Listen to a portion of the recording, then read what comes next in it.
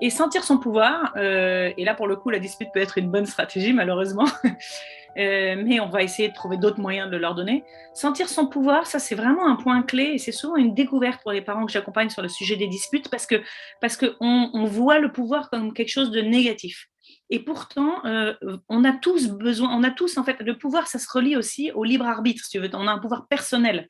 Et la question, c'est pas de savoir si c'est bien ou pas d'avoir du pouvoir. C'est évidemment bien d'avoir du pouvoir. On veut avoir du pouvoir. On veut être acteur de nos vies. C'est ça, avoir du pouvoir, tu vois. Mais c'est plutôt la façon dont on va utiliser ce pouvoir. Est-ce qu'on l'utilise de manière néfaste, en imposant aux autres, ou est-ce que on l'utilise tout en étant dans la coopération? Coopérer, c'est un pouvoir, tu vois. Et donc, réussir à voir un peu ce qui se passe en nous, c'est important parce que du coup, ça nous permet de se dire, OK, est-ce que je peux prendre de la distance par rapport à ça et je vais aussi pouvoir le communiquer autrement, c'est-à-dire je vais pouvoir aussi dire, vous savez, moi, en fait, ce qui se passe, c'est que je suis particulièrement sensible à ça ou ça ou ça, c'est tellement important pour moi que j'ai du mal à réagir calmement quand il se passe ça. Et du coup, là aussi, on est dans le lien et on est dans la compréhension parce que nous aussi, on a une raison positive de mal réagir aux disputes, tu vois. Et c'est bien de le communiquer. Donc, pour moi, vraiment, il y a cette idée que notre rôle à nous en tant que parents, ou en tout cas en tant que parents sur le chemin de la parentalité positive, qui cherche à changer un peu les modèles qu'on reçoit au quotidien, c'est justement d'accompagner nos enfants à développer d'autres façons de faire dans la gestion du conflit. Et dans ces cas-là, une fois qu'on se dit ça, on se dit, bah, en fait, finalement, toutes les disputes qui se présentent, ce sont des opportunités. Ce sont des opportunités de saisir la situation pour essayer de développer quelque chose d'autre. J'ai mis aussi la place et le sens du pardon, parce que parfois, quand on est dans ce cercle vicieux, on est complètement dans cette démarche dont on parlait au début tu vois, de l'un qui se place au-dessus de l'autre, quoi. Et dans le pardon, alors du coup, le pardon, il permet de réparer le lien, parce que là, on a vraiment un lien à réparer avant de rentrer dans la démarche de coopération. Donc le pardon, son but, c'est de réparer le lien. Mais il y a deux choses qui sont vraiment fondamentales dans cette notion de pardon.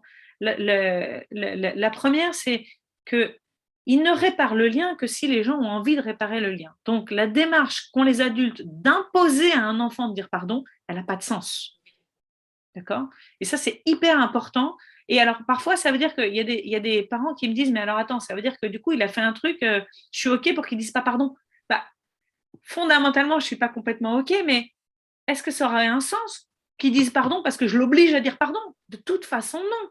Ce que je veux, c'est qu'il ait envie de dire pardon. Donc, ce à quoi je veux m'attacher, moi, c'est la confiance dans le fait que peu à peu, on va résoudre les choses pour qu'il ait envie de dire pardon. Mais de toute façon, en attendant, si je l'oblige à dire pardon, non seulement le pardon signifiera rien du tout, de toute façon, mais en plus, c'est pire.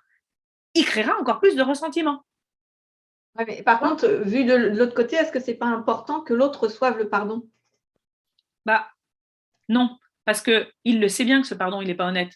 Tu dis pardon, pardon, c'est améliorer la communication et en particulier voir au-delà des jugements. Parce qu'en fait, un truc qui fait qu'on reste dans le cercle vicieux des disputes et des vengeances, c'est cette agressivité verbale, en fait. Tu vois, ce côté non, mais oh non, mais de toute façon, tu fais toujours comme ça, et qu'est-ce que t'es égoïste, mais il veut jamais me laisser, mais t'es méchant, voilà.